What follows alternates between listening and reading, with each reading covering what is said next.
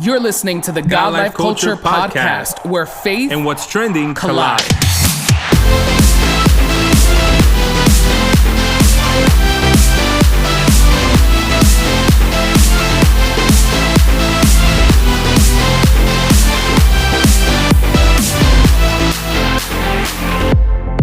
Welcome back to the latest episode of the God Life Culture Podcast. This is Eddie. What's up, everyone? This is Miguel, and we are so excited that you are tuned in for another episode of the God Life Culture Podcast. We want you to take this moment right now to hit that subscribe button so you can be notified every time we drop a new episode. We are super excited that you are listening today, that you are joining us on this podcast journey, and we're just super grateful that you chose to listen to us today. Eddie, how are you feeling today? Today is always a good day. Like I love to say, when you think about your day in general, you can pick 43 things to complain about. You can talk about all the things that went wrong or didn't go as you planned. But when you take a moment just to be like, man, I made it to this minute, I made it to this hour, that alone is good enough to be like, I had a good day. And on top of the fact that we have three special guests with us today, which is the first time that we have three people on the pod at the same time.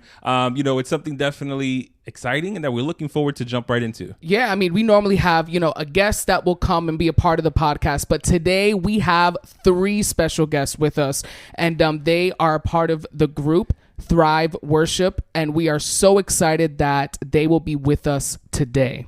Yeah, so with that being said, we want to welcome to the God Life Culture Podcast. We have today with us Peter, Taylor, and Charmaine. I think she joined us already, that are with us. So guys, can you just say hi to our listeners? What's up, everybody? How's it going? Hi, everyone. Hi, Charmaine. Thank you for joining us. One of the things about the age of technology is that although technology is awesome and it definitely gives us the ability to be more accessible with each other, at times there are technical difficulties and stuff that does happen, but we're glad that the three of you were able to join us. One of the things that we want to do, just so that our listeners can get familiar with your voices, because like we said, it's the first time we have three people on the pod with us, we would like to take a moment to have each one of you introduce yourself, share with us your role in Thrive Worship, and then also, if you remember, because I feel like I'm giving you three things to do at the same time, I want you to just speak a little bit on what the phrase "Let's have church" means to you. So you'll say your name, you'll say your role in Thrive Worship, and what the phrase and the theme "Let's have church" means to you. So with that, let's start off with Peter. Hey, everybody. This is Peter Burton, and I am just one of the core members of Thrive Worship. I'm one of the lead vocalists, along with many others. I play guitar, and I help write songs with the team. Been a part of Thrive Worship since the very beginning, and it's been an incredible journey. So stoked to be with you guys today, along with my other friends. What does Let's Have Church mean to me? It's all about a party for me, man. That song and this project have just a very special place in my heart and in my life. And I just think that there is power when the people of God get together to praise. And so it's a praise party, man. Come on, Let's have church. Awesome. Charmaine, same question to you. Can you please introduce yourself and just talk a little bit of what Let's Have Church means to you? Yeah. Sorry. Don't mean to cough. And if anyone was, I was the one that had technical difficulties. I love this day and age with technology and everything, but oh my goodness, it doesn't bode well for people like me. But it's great to be here, and I'm Charmaine. I actually co-lead with Peter at our Adventure Campus, and I'm a part of the Global Thrive team as well. And Let's Have Church is like an invitation to be everything for me that God has in store for us, like that God originally had planned, meaning hope, celebration, a place where we can meet to rejoice, to learn, to encourage one another. Like, let's have that sort of church. Awesome. Now, Taylor, it's all up to you now. Let's wrap it up. Introduce yourself and share with us what Let's Have Church means to you. Amazing. Yeah, we'll bring it home here.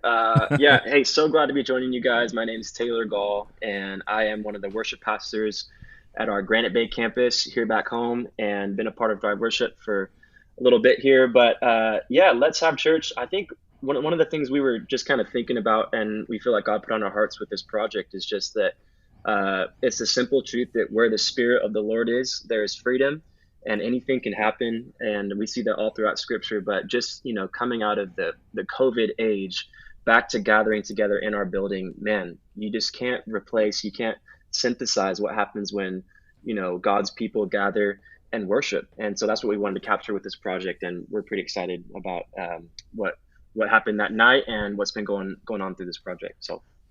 Awesome. Yeah, we want to get into that project. You guys have released, in the month of September, your EP, Let's Have Church. And it's an awesome project of, 6 songs that definitely move the listener, right, to want to have church, want to get to church. And it's just an amazing project. And before we get into it, we want to first, ask, who is Thrive Worship and how did this group come to be? So, Peter, can you tell us a little bit about the genesis of Thrive Worship? Yeah, absolutely.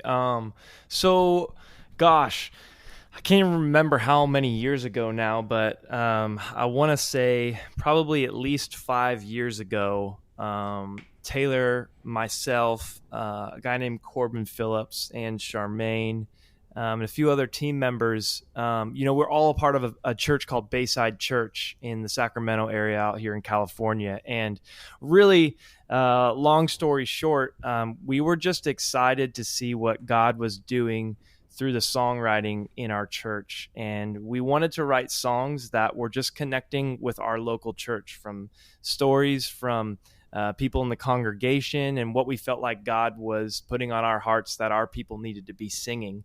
And really from that, just kind of formed a relationship with Integrity Music. We've also been really mentored by Lincoln Brewster, who's one of our worship pastors out here. And kind of through those relationships, we started to go, man, it'd be cool to take this outside the walls of our church, and just felt like God was stirring that in us. And so we partnered with Integrity Music and released our first project, which was called 1,000 More. And that was super fun and really an experience where we learned a lot about who we were as an artist versus just a worship band. And I really feel like as we now have come to this new EP, Let's Have Church, it's really kind of helped define what you would typically see on a weekend service if you were to go to any of our campuses. So we're a multi-site church. We have a bunch of different campuses, and we all are worship pastors at the different campuses. And so really all Thrive Worship is it's just an overflow of what God is doing through the worship ministry at Bayside Church and all the worship pastors and the team there. So that's kind of a word vomit of who we are and what we do. So yeah, awesome. And it's very evident. I mean, looking at your videos and seeing, the live performances and the worship that you guys present, that, this is not just, just individuals coming together to worship and that's it. It seems like you guys really are a worship family, right? And that's what you call yourselves, a worship family. And I love how you embody this approach to worship and to the church. You say your approach to worship is a church for people who don't like the church. And you do this through songs and through worship. So Taylor, I want to ask you if you can just tell us a little bit more about this approach and the heart behind it. Yeah, I mean, I think originally this comes from our senior founding pastor, Ray Johnson. And his vision was just to create a space and a church for people that they could feel comfortable to invite their friends, invite their coworkers, without it being something that they felt intimidated to step in to, the four walls of a church. And I think with what we hope to do, what our heart is to do, is to create an experience that both the believer and the non-believer can step in and feel like they belong. And yet, experience God's presence in just a powerful and tangible way. I feel like that's what, whether you like church or you don't like church, we all need Jesus, right? And so I think for us, it's how do we bridge that gap of creating an experience that, like I said, is accessible, and is non-intimidating to step into, and yet powerful, and to try to access that depth. So I feel like with that we try to hit a bit of a couple different demographics, but it's been really special to see, and I feel like that's one of the things that is different about this Let's Have Church project too. Is we have songs that might feel a bit more like a traditional worship song, and then I think we have sections of some of these songs that are like testimonies, that are even speaking to the non-believer. And so I think it's been cool to see what we've been able to tap into, just kind of going at that mindset. Yeah, I think that it's very evident, and I love that like you said, like some of the songs may be like just regular quote unquote worship songs, and other songs, you could hear the testimonies behind it that are an impact to people that may be listening that are not believers at the moment that they're listening to it. And being a live recording, I always have this thing where I love live recordings, because I feel that you're giving a room that sometimes maybe in a studio version it's not the same thing, but in the live recording it allows more freedom sometimes, not only for the people that are singing and that are playing, but also the people that find themselves there in the moment, because with live recordings you have people in the congregation that are partaking in those moments as well, and I think that it also creates an opportunity for something memorable to happen, So, I asked Charmaine, when you think about the night when you guys were recording Let's Have Church, what is it that jumps back at you as something that is like, man, I will never forget that moment? I mean, wow. There was a lot of little moments. I think it was people's reaction. A lot of them hadn't. It was half and half. Like our churches heard our songs, and we definitely like to kind of trial and error them before we put them on an album, just to see how, if this is something truly that the church is resonating with. So a lot of them knew it, but it was also like the spirit of just being in a room together and being ready for and expectant for whatever God had for them. Yeah. It felt like everyone was ready. And I don't think I've felt that sort of intense intention, from a body of people in a long while. And obviously it's because, we're coming out of pandemic season, as Taylor was saying, like, I think people are ready to get back into the pandemic pushed people to the point where it's like you either press in further, or maybe you stay out. But every person that was there was ready to press in further. And awesome. And that was really cool to experience. Yeah, and Taylor, I asked you the same question as well. Is there a moment that night where you'll be like, man, I will never forget that either? Yeah, I mean, I can remember the whole night. Charmaine hit on that so well. I think there's something special that happens when we gather with expectation, and expectation of what God wants to do. And I feel like that was a night where I really feel like our team was like, hey, we're going to record this, but more than anything, we feel like we just need to give God glory, and our church needs to gather together. And so it was such a special occasion. But I do remember when we sang Pour Your Spirit Out, and just after that, we had a moment where our team kind of just created a prayer moment for our church. And it was a really cool moment of just kind of getting to connect and bridge the gap of stage and, congregation, and just go, what do we want to see in our church? And just this prayer for revival, this prayer for healing, this prayer for salvation. And I think just kind of getting to sit in the aftermath of that and hear some of the, just some of the conversations that were had about, man, I've never been in a room that has felt like that. Something felt special, something felt different about tonight. Like Charmaine said, it was just this sense of hunger that I think, I've been at Bayside for 20 plus years now. And I think just to go, I feel like our church is hungrier than ever for the presence of God and for revival and what God wants to do. And so I think that night felt like an encapsulation of what so many people were feeling throughout this entire kind of season for our church. So it was definitely really special. I'll never forget it. Yeah, I love that. I mean, and like I said, it's super evident in the videos, in the visuals, and everything that we see. And, one thing, and everything that you were speaking of, and Charmaine as well, of just like being in the moment and seeing the people and how hungry they were and how ready they were to just worship and give God their best. Moments like these and events like these just don't happen, right? There's planning, there's preparation, right? The people that attend these events, the congregation or the audience, they see the final product. Even us as we watch online and we see the videos and engage with the album, we're seeing the final product. We're not really seeing the preparation. We're not really seeing, the struggles and the heartaches and the things you must overcome when putting together a project on this level. So Peter, I ask you, what did that preparation look like? Before you got to the stage, before you got to, the LED screens and the people with hands lifted, what was the preparation like for Thrive Worship? Yeah, we have a massive team out here, and there are so many people that put in, like you said, so much work on the production end, on the songwriting end in the studio, and then just the logistical end of making, a live event happen. Luckily, because we're a church and we do this pretty much every weekend, it wasn't like the live recording required, the event itself.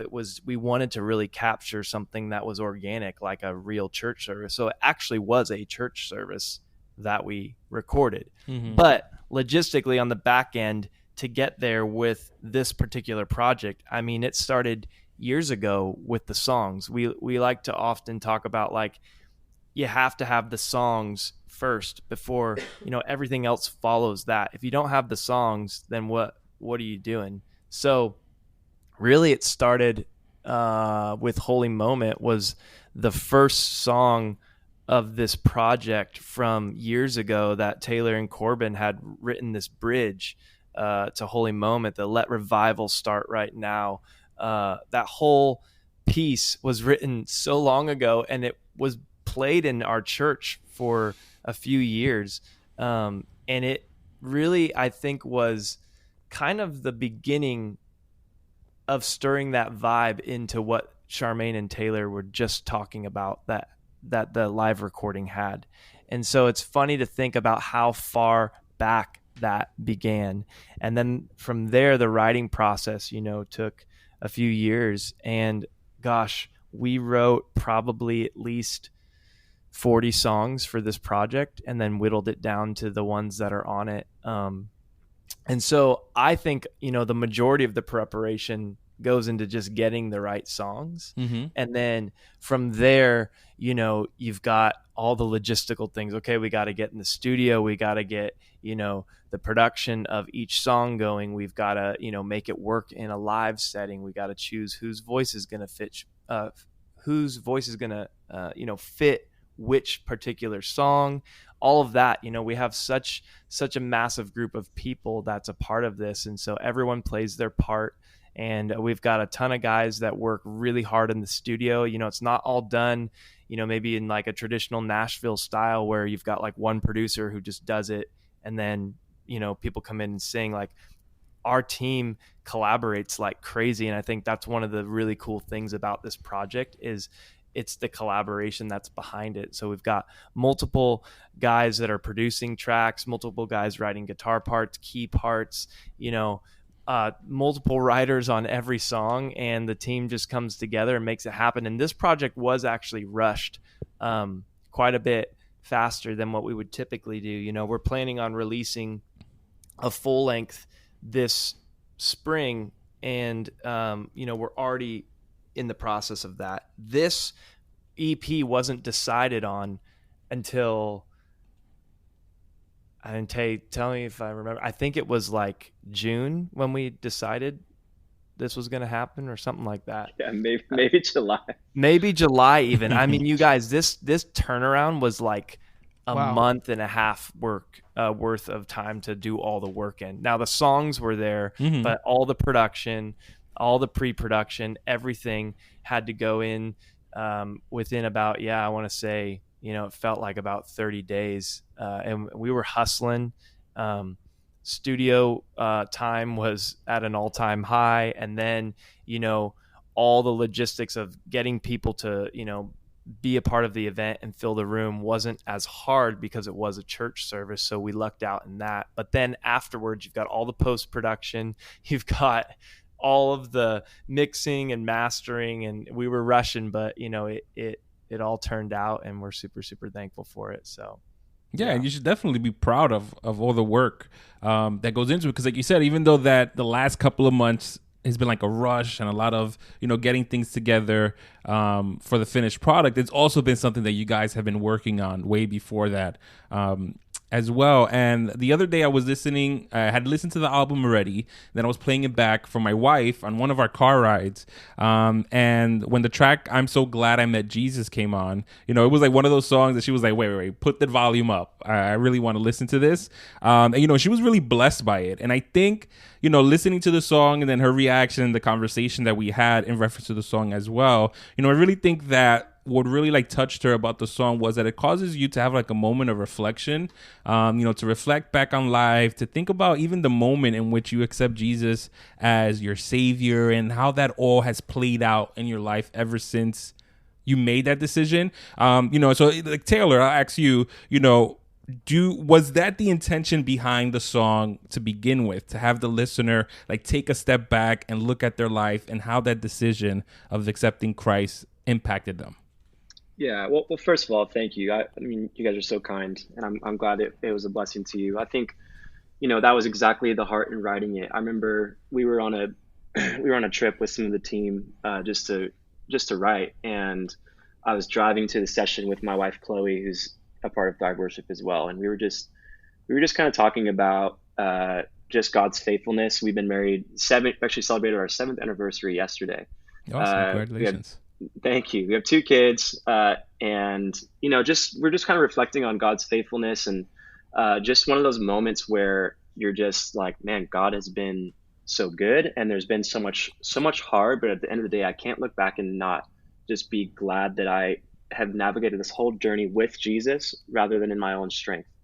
And I think the Bible has that verse that says, restore to me the joy of my salvation, and I think we can overcomplicate what it means to follow Jesus. We can overcomplicate church. We can overcomplicate worship and ministry and recording and all these different things. But at the end of the day, I think when we get back to that point of just going, I remember who I was before, and I know who I am now, and I might not be exactly where I want to be, but I'm so much better with Jesus. I think that there's something just powerful in just kind of getting back to that simple, like, man, just to know Jesus and to really know him changes everything. And I think that was our heart, is like, to remind the believer, of that simple but profound truth. But then I think also to go like, when we were writing a lot of these songs, like, Pour Your Spirit Out for sure, I'm So Glad I Met Jesus. I have so many friends and family that aren't walking with the Lord. And I think just to go like, what is God's heart for them? What's my heart for them? And there's a line in that song that's like, don't you know that he loves you? He's knocking at your door. And just to go, man, what we have in Jesus and what we all get to experience is available. And I think that's one of the things that I've just, I pray and I hope that those that listen to this album can feel is to be reminded of that truth. But then, man, if you haven't experienced that, I'm nothing without Jesus, and I'm so glad. So I think that was a little bit of the heart behind it. But yeah, I appreciate that. Thank you, man. No, yeah, and it's very evident too. And I think that when we speak about milestones in life, like you just said, you're had your 7th year anniversary, you have 2 kids. Funny enough, I also my wife and I celebrate our 7-year anniversary in April. We also have 2 kids as well, and which each one of those milestones, whether it is when you get married, your perspective on God's love shifts and changes a little bit. Once you have kids, your perspective on what God's love is towards us also shifts and changes a little bit more. And I was looking at Peter's page, his Instagram page, and there was this video recently that he had posted. It seemed I'm setting up the scenario one way. Peter, you correct me if it's not the right way. But it seemed like it was your first day back leading worship after your wife and you welcomed your daughter over the summer, and you were speaking about how, you know, having your daughter has shifted your perspective on what God's love for us looks like. So can you share a little bit about that with us? Yeah, absolutely. If you ask me to share about my daughter, just get ready for me to talk for hours upon hours. Yeah, you know, it's been crazy, and I'm sure people who follow Thrive Worship realize this, but maybe people who aren't super familiar maybe not know this. I actually had to miss the live recording night because my daughter was about to be born, and we weren't sure when that was going to happen. So my whole world lately has been super focused on my family, which has been awesome. And I'm a big believer that, you know, family comes first before everything, in any type of ministry or artistry that anyone who's listening to this podcast is involved in. Just remember, family is so important. And God has been teaching me so much about himself through the eyes of my daughter. So if you're asking me to share kind of that story, yeah, it was my first weekend back at church, and I was sharing about how, you know, anyone, I guess, who's had a child, I think can really relate to this, but I really feel like God's love has kind of come alive to me in a new way. Just seeing, my daughter, I've realized, you know, like, gosh, I would do anything for her. And the level of love I have for her is just infinite. And a friend of mine told me, can you imagine that God actually loves your daughter more than you? And I was like, at first I was like, no way. You know, and I'm like, oh wait, yeah, of course that's true. But also, like, that's the way God feels about me. And it was really funny because the Saturday before that church service, my daughter had like spit up on me, like the biggest amount of spit up I've ever seen in my life. I mean, I was covered. And so it was really funny. I had my wife take a photo of it, and I just had this realization that, like, you know what, there's kind of a funny little imagery in this of, like, there's days when my daughter looks like a most perfect little angel, and then there's days where she's just spitting up all over her life, and it doesn't change how much I love her. And then I just thought, that's kind of like all of us, you know.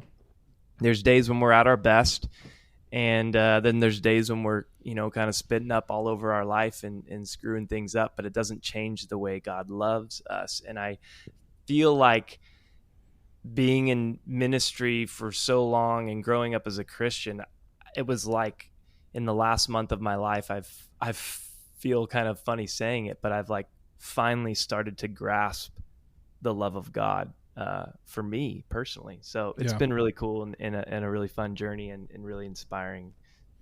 So I'll stop now. Or No, thank you for sharing. And I definitely join in the sentiment, you know, when it comes to my boys and me just speaking about them. I can go on and on and on speaking about them and, you know, what God has done through them and what God has done to me through them as well. You know, it's a beautiful thing to be able to like reminisce on and to speak on. You know, like Charmaine, if I'm not mistaken, you're also a mom and a wife. And I think that, you know, like I said before, like as we reach these different milestones and we grow in the Lord, you know, I think that especially with our, like, even in our writing and even in our worship, we see how those different chapters in our life also affect those areas in our life, you know, for the positive. So Charmaine, when it comes to you as being a mom and being a wife and, you know, being part of Thrive, you know, how do you see those two lanes intertwining, and also, you know, how does it affect you and push you maybe even more when it comes moments of worship?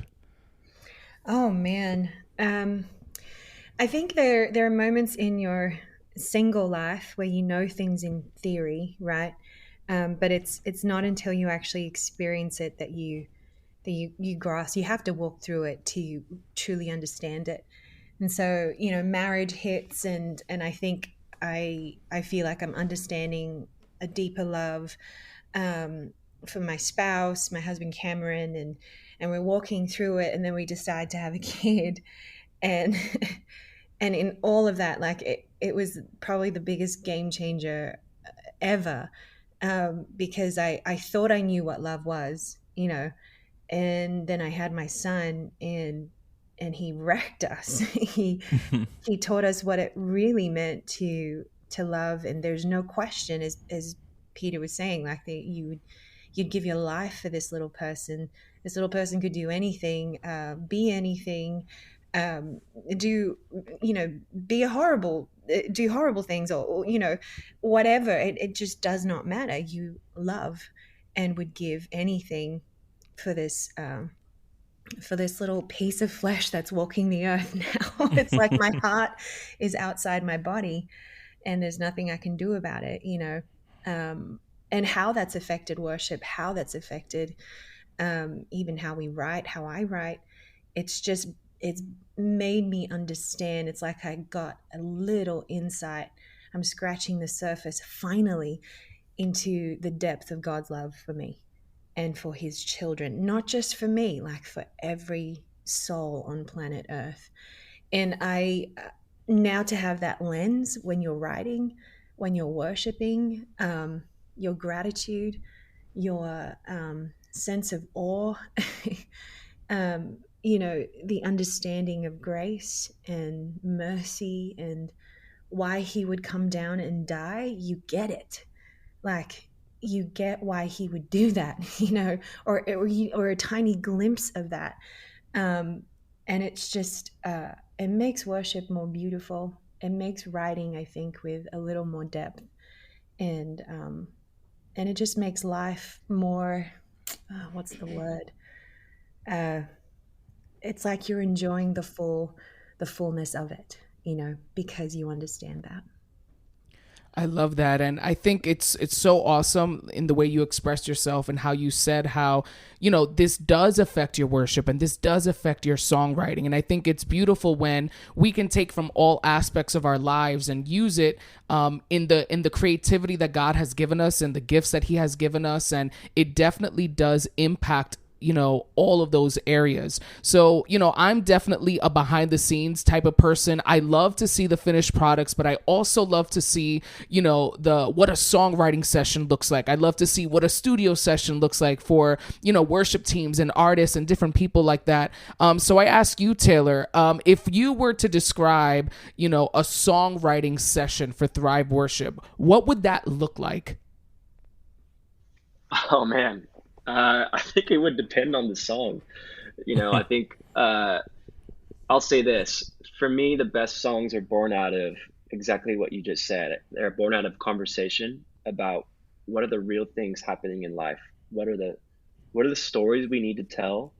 What are the things on our heart that we feel like we need to sing in this season?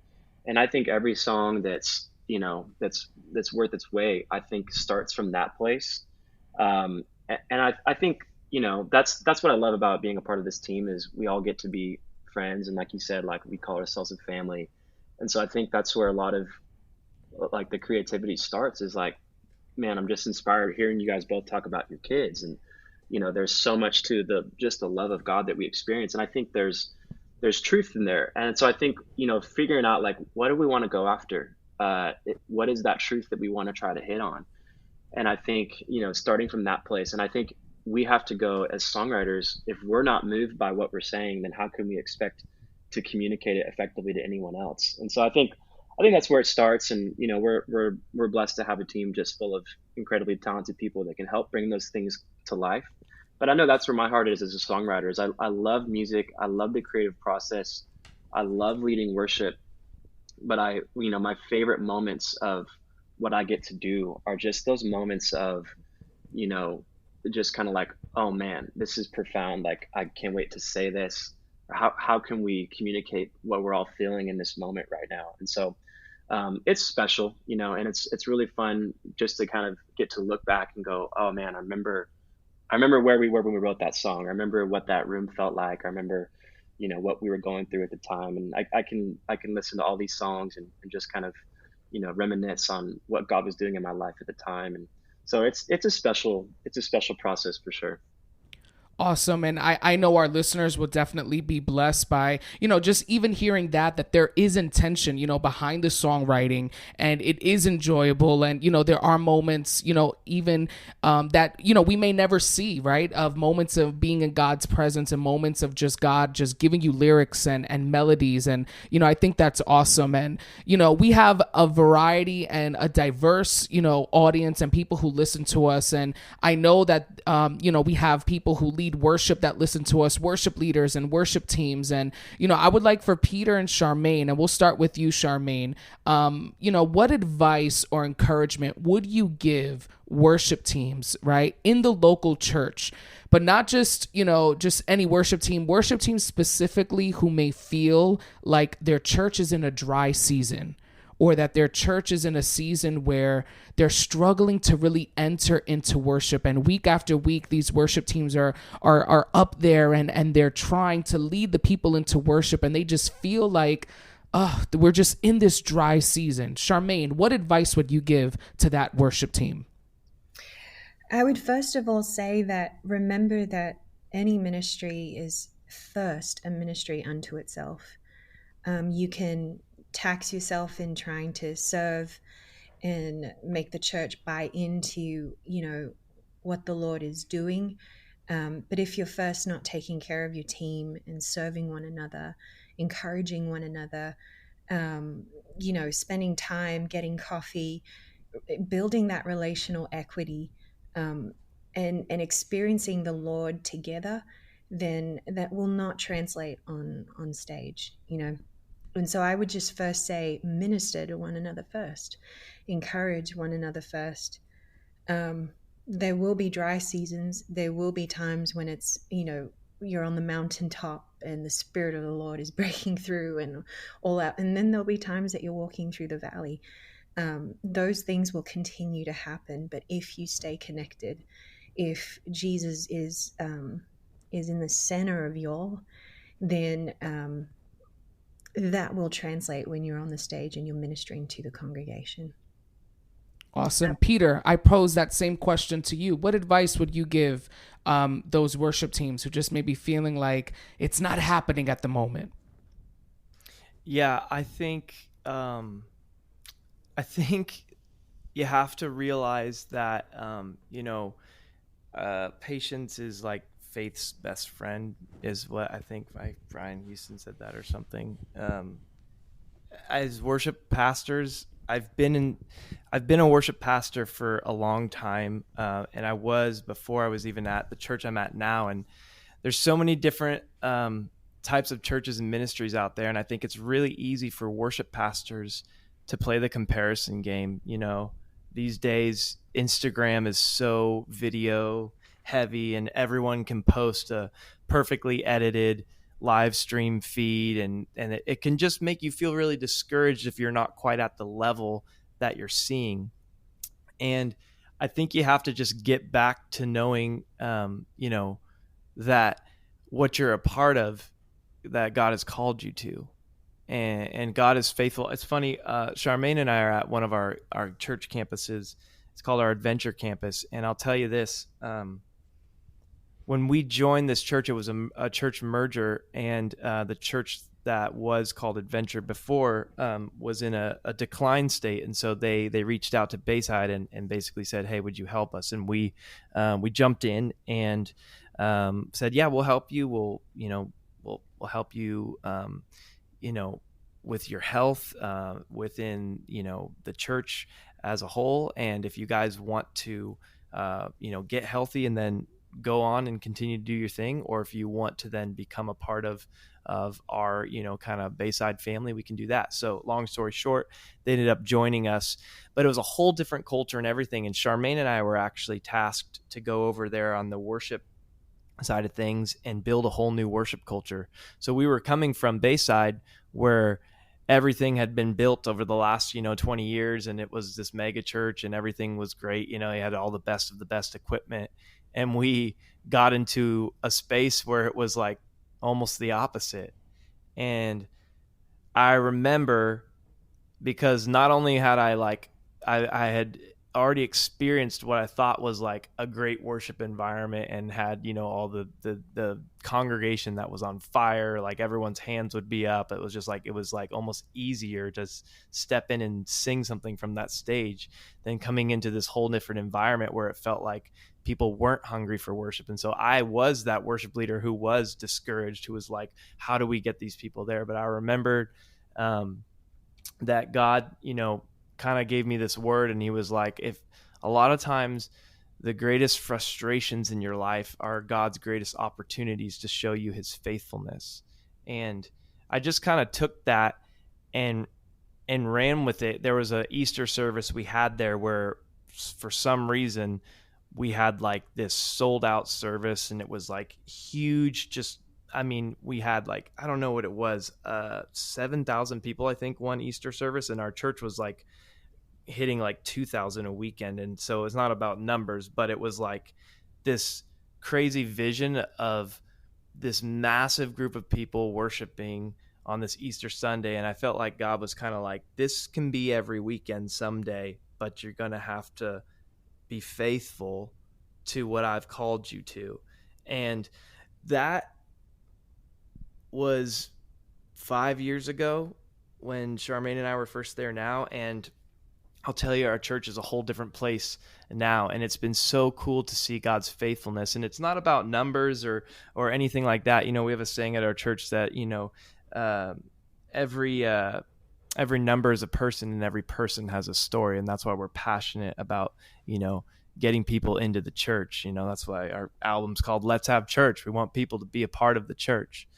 But I would just say, if you're discouraged and you feel like you're not where you want your worship department to be, or you don't have the gear you want, or your congregation isn't responding as well as you want, stay faithful to what God has called you to, because your frustrations will be met by God's faithfulness. They always will. You don't want to, miss the blessing on the other side of like whatever battle you feel like you're up against. Like, I think this day and age, pastors, worship leaders, and people are under attack more than ever by Satan, and discouragement is one of the greatest weapons the enemy will use to take a church down.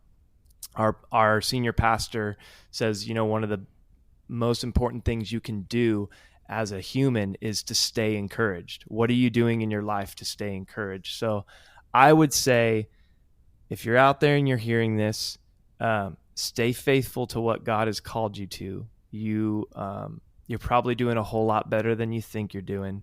And what are you doing in your life to stay encouraged and push discouragement away?